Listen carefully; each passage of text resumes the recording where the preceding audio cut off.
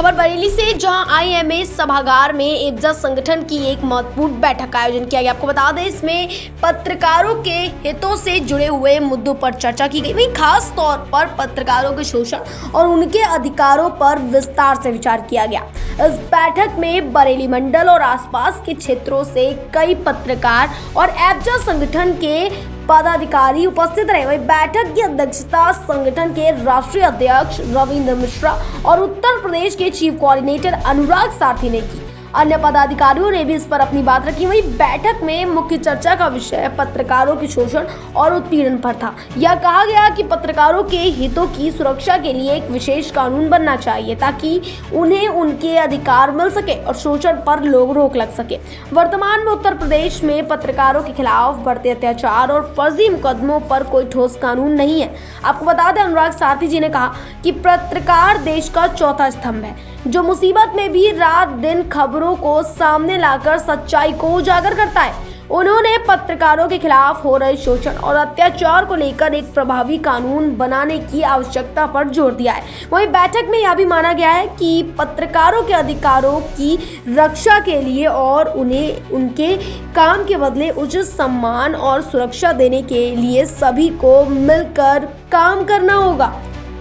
रायबरेली से संवाददाता जितेंद्र पाल की रिपोर्ट। हमारे देखिए, मैं बिल्कुल स्पष्ट और कड़वा बोलने वाला आदमी। चौथे स्तंभ को जब संवैधानिक मान्यता देने का नंबर आया, चौथा स्तंभ वाद, चौथा स्तंभ यानी कि सीसीटीवी कैमरा, यही ना? चौथा स्तंभ यानी सीसीटीवी कैमरा। जब चौथा स्तंभ को संवैधानिक मान्यता देने का नंबर आया तो हमारे उन नेताओं ने विचार किया कि हमारा क्या होगा, तेरा क्या होगा कालिया। नहीं मिली, हमने थोड़ा कहा अधिक समझिएगा इस नीति पे, क्योंकि जब आज के दौर में जब पत्रकार को संवैधानिक मान्यता नहीं है, जब हमारे साथियों को कोई ताकत नहीं है, तब तो एक एक की कलई खोल देंगे। और जिस दिन हमें ताकत मिल जाएगी भाइयों बहनों, उस दिन भ्रष्टाचारी, अत्याचारी, दुराचारी अपने हिंदुस्तान से भाग जाएंगे। सोच भी नहीं पाएंगे भाइयों बहनों कि हमें हिंदुस्तान में रहना चाहिए कि नहीं रहना चाहिए। जिसके मन में कालापन आएगा, जिसके मन में भ्रष्टाचारी, दुराचारीपन आएगा, वो हिंदुस्तान छोड़ करके बाहर भाग जाएगा। पत्रकार साथी हिंदुस्तान में नहीं रहने देंगे। इसके लिए हमें ताकत की आवश्यकता है, क्योंकि आज के दौर में आज हम सरकार की बिना मदद, शासन के 1 रुपए की भी बिना मदद के हम लोग मेहनत से समाज की बुराइयों को निकाल करके जनता के सामने रखने का काम करते हैं। करते हैं कि नहीं करते हैं भाइयों बहनों, बताएं। अगर कहीं लूट हो रही है, भ्रष्टाचार हो रहा है, तो हम अपने अखबार के माध्यम से प्रकाशित करके समाज में लाने का काम करते हैं। ये डरते नहीं है कि सामने वाला इंस्पेक्टर है, कि एसपी है, कि डीएसपी है, कि डीजी है, कि सीएम है, कि पीएम है। हमें नहीं डर लगता है। क्यों? हमारा एसपीजी सुरक्षा है का? भाइयों बहनों, हमें इस विषय पर सोचने की जरूरत है। जब हम समाज में ईमानदारी से मेहनत करने का काम करते हैं, तो निश्चित ही हमें भी तमाम सुविधाओं की जरूरत है। बागरानी साहब बैठे हैं, सरकार में भी आपका बड़ा हस्तक्षेप रहता भी है, पार्टी से जुड़े भी हैं। हाथ उठा के बताइए।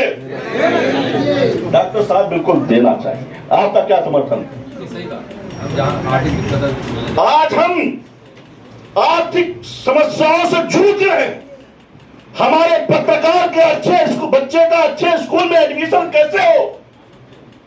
हमारे पत्रकार के बच्चे सीएमएस में अपने बच्चों को नहीं पढ़ा पा रहे हैं, नौकरियों में नहीं भेज रहे हैं। हम लोग जूझ रहे हैं भाइयों बहनों, और उसके बाद भी सरकार चिंता नहीं कर रही। ये सोचने की जरूरत है। मित्रों, आज राष्ट्रीय अध्यक्ष माननीय रविंद्र मिश्रा जी, भाइयों बहनों, आज प्रदेश में, और मित्रों आप सबसे पूछना चाहता हूं, डॉक्टर साहब आपसे भी, डॉक्टर साहब, कि क्या एक वरिष्ठ पत्रकार 500 वोट नहीं प्रभावित कर सकता है? ज्यादा कर सकता है। 5000 गुणे 500 कर लीजिए, 25 लाख वोट प्रभावित करने की ताकत है माननीय रविंद्र मिश्रा जी में और हमारे पत्रकार भाइयों में।